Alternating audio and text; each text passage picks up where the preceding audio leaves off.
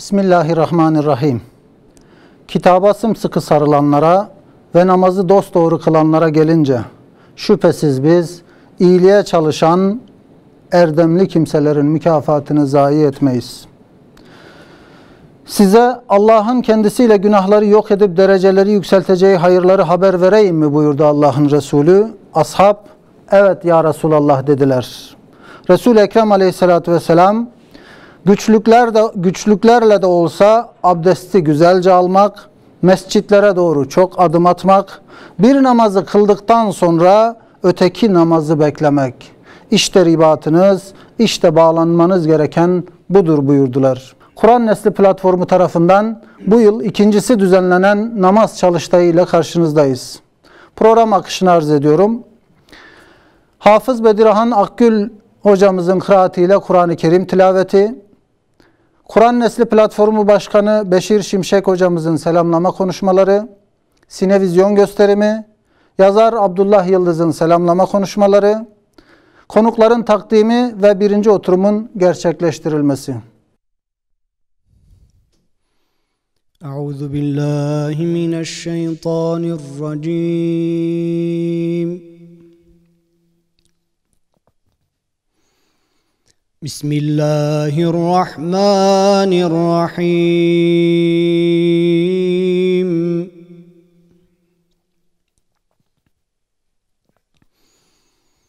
وَمِنْ حَيْثُ خَرَجْتَ فَوَلِّ وَجْهَكَ شَطْرَ الْمَسْجِدِ الْحَرَامِ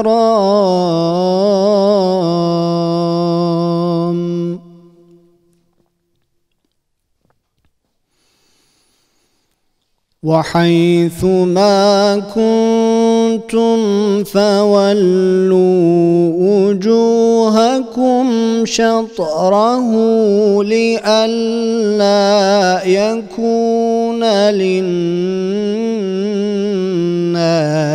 عَلَيْكُمْ حُجَّةٌ. Kur'an Nesli platformu tarafından organize edilen ikinci namaz çalıştayı, yaşanan salgından dolayı sosyal medya çalıştayı olarak organize edildi, planlandı. Kur'an Nesli platformu tarafından organize edilen ve iki oturumdan oluşan Hayat Namazla Güzeldir temalı namaz çalıştayının sonuna geldik. Çalıştay katılımcılarının ortak imzası ile Türkçe kayıt altına alınan ve sonradan platform tarafından 7 farklı dile çevrilen Çalıştay sonuç bildirgesi var.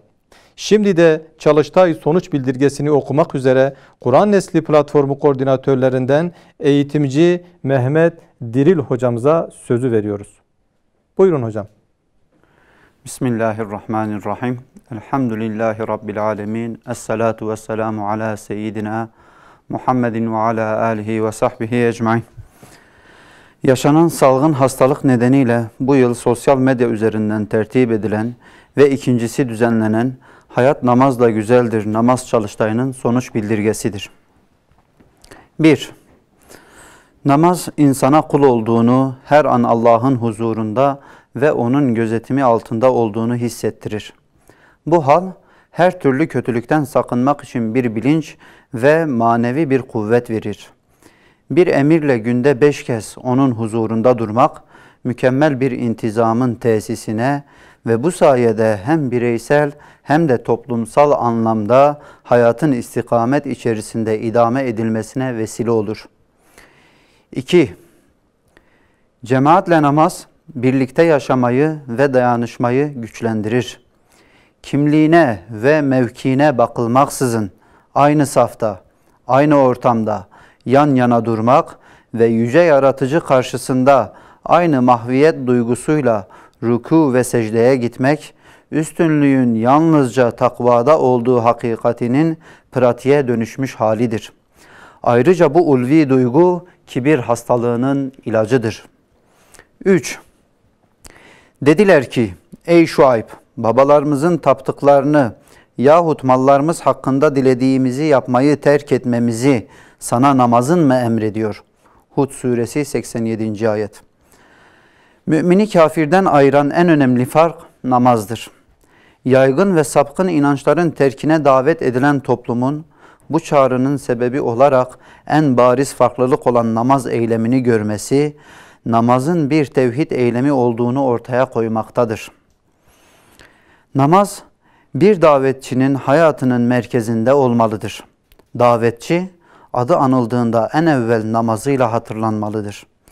Öyle ki toplumu hayra çağırdığında bu davetin, kıldığı namazların bir gereği ve neticesi olduğu anlaşılacak kadar davetin bir parçası, hatta kendisi haline gelmesidir.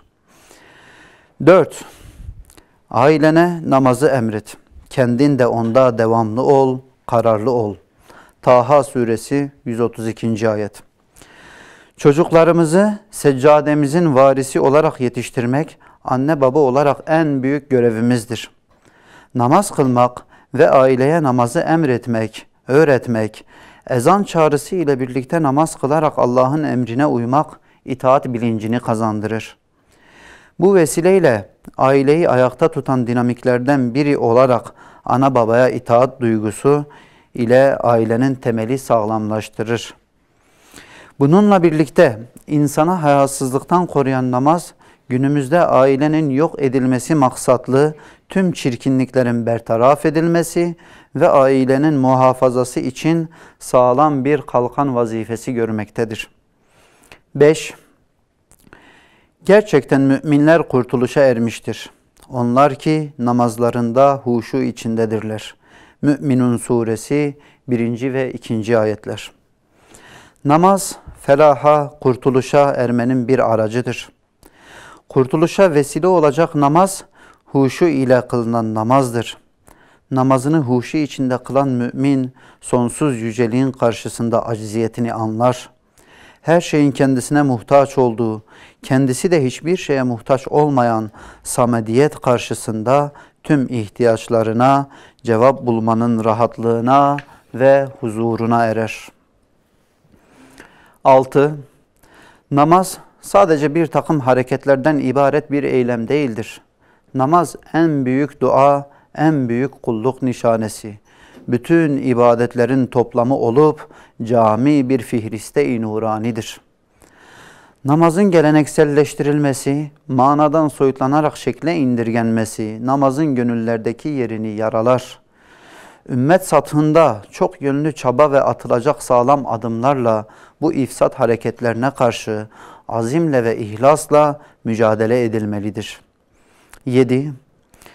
En büyük öğretmen Hazreti Muhammed Aleyhisselatu Vesselam'ın talebeleri olan Ashab-ı Güzin'in namazını bilmek, onun imamlığında namaz kılmanın kadrini anlamak, o büyük imamın arkasında saf tutmuş ashab ile saf tutmaktır. Allah Resulü'nün hayatının merkezinde namaz ve şehrinin merkezinde mescit vardı. Günlük hayat programı namaza göreydi. Özlediğimiz güzel hayat için bu örnekliği günümüze taşımalıyız. Mahalle ve şehir planlarımızı bu nebevi modele göre planlamalıyız. 8. Akleden bir varlık olan insan için irade terbiyesi şarttır. Kah uykusunun en güzel yerinde, kah dünyevi işlerin en yoğun hengamında ara verip Allah'a yönelmek ve bunu mütemadiyen günde 5 kez bıkmadan, usanmadan devam ettirebilmek kadar insanı terbiye eden başka güçlü bir terbiye metodu yoktur. Allah Azze ve Celle, ben cinleri ve insanları ancak bana kulluk etsinler diye yarattım buyurarak insanların yaratılış gayesini açıklamıştır. Bu kulluk ve ibadetlerin en önemlisi de Miraç'ta farz olan ve Hazreti Peygamber'in gözümün nuru dediği namaz ibadetidir. Namazına değer veren dinine değer vermiştir. Hedefimiz Rabbimizin şu emrini hayatımızın merkezine almaktır. De ki, benim namazım, ibadetlerim, hayatım ve ölümüm alemlerin Rabbi Allah içindir. Gayemiz Rabbimizin şu emrinin gereğini yerine getirmektir. İnsanları ibadet ve itaat için Allah'a çağıran, salih iş ve hareket yapan ve şüphesiz ben Müslümanlardanım diyen kimseden daha güzel sözlü olan kimdir? Duamız İbrahim Aleyhisselam'ın diliyle Rabbimizin öğrettiği duadır. Ey Rabbim, Beni ve neslimden gelenleri de namazı gereği gibi kılanlardan eyle. Ey Rabbimiz, duamı kabul buyur. 10. Bu münasebetle dünyayı ve ahiret hayatını düzenleyen namaz için hayat namazla güzeldir şiarıyla tüm müminlerin dikkatini bir kez daha hayat namaz ayrılmazlığına çekmek istiyor ve özetle diyoruz ki hayat namazla güzeldir, hayat namazla hayattır. İş bu bildirge 2 oturum şeklinde düzenlenen çalıştaydaki tüm katılımcıların onayı ile Türkçe kaleme alınıp imza altına alınmıştır. Bildirge platformumuz tarafından ayrıca Kürtçe, Arapça, İngilizce, Farsça, Zazaca ve Soranice dillerine de tercüme edilerek insanlığın ve İslam aleminin istifadesine sunulmuştur.